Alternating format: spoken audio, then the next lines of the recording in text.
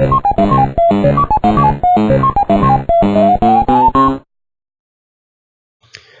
and thank you for watching Gabbin About Games. I'm Miquel Sanchez. And I'm Viper UK98.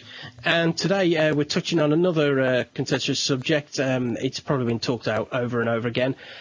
Have or can EA recover their reputation?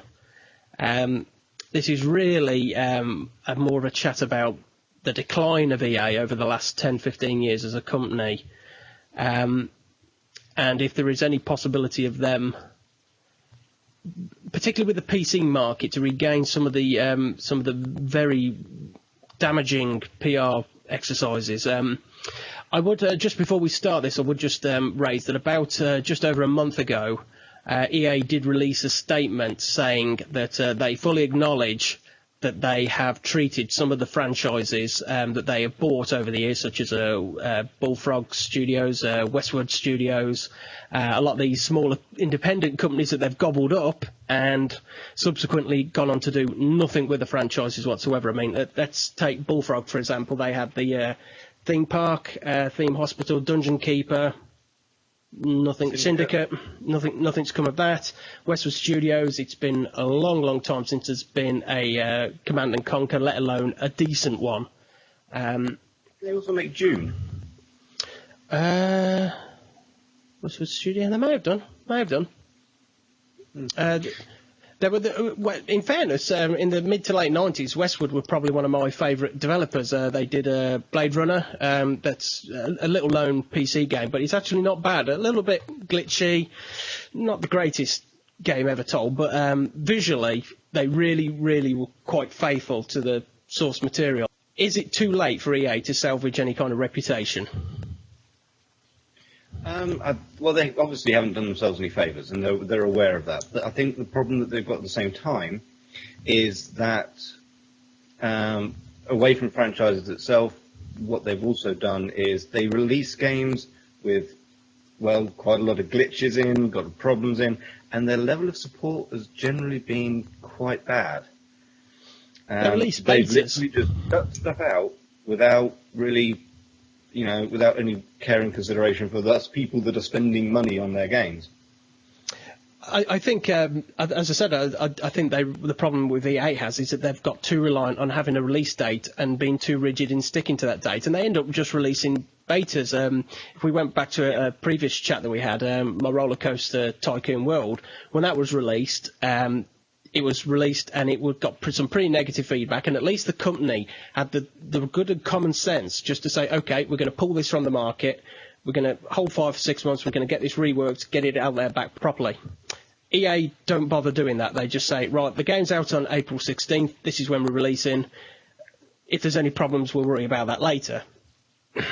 And it pretty much happens with every single EA release. That I can't think of any EA release in the last 5-6 years that has released seamlessly.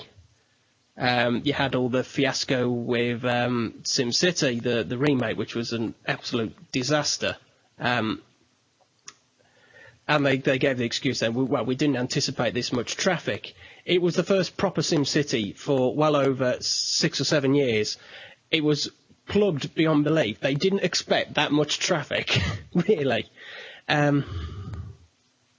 Yeah, the Battlefield games, they pretty much constantly release, and I tell you what, a common theme with EA games as well, release day patches. Didn't they do a game just a year or so ago that had a release day? Was it? I think most of them do. They'll release a game and it will, instantly everybody will go, well, the whole thing's fucking broken, and EA go, oh yeah, but that's because you haven't installed this 10 gig patch that you need to download. What the fuck? Are they going to be able to do it? If they are, it's a fucking long road. It is a very long road that they're going to have to go down. And they've got to, work on the hope that the consumers will give them that time, and I don't know whether they will. I really don't. No, tricky. It's almost as if EA just need to just step back for a moment and just say, what do we want to do? Do we want to just make money and milk this for as long as we can? Or do we actually want to make games? And the problem that EA have had in the last 15 years is they've just wanted to make money. Making a quality product has been incidental. And as I said, rare. I really can't think of a standout EA game.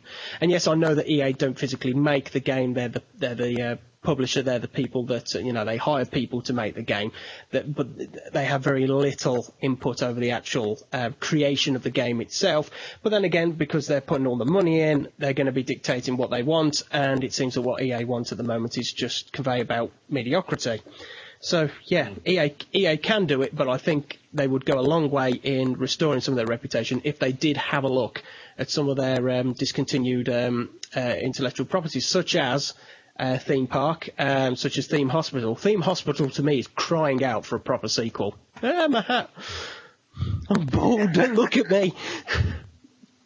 That's getting you. Well, I can't do it because we get too much glare off the light, but there we go. There you go. Yeah, so it's crying out for a proper Theme Hospital 2. I would love to see a proper Dungeon Keeper 3. And they could do it. They could quite happily. They don't even have to do it themselves. There were hundreds of indie developers that would love to do a game based on this. They would do it on the cheap. All EA have to do is just say, yes, here you go. You can make a game. We will give you the licensing. We will take a 30-40% cut of any money you make. It's a win-win. Because the indie developer isn't going to make a bad game, and EA are going to make money out of it, and there's a new lease of life into the franchise that EA will probably take and ruin again.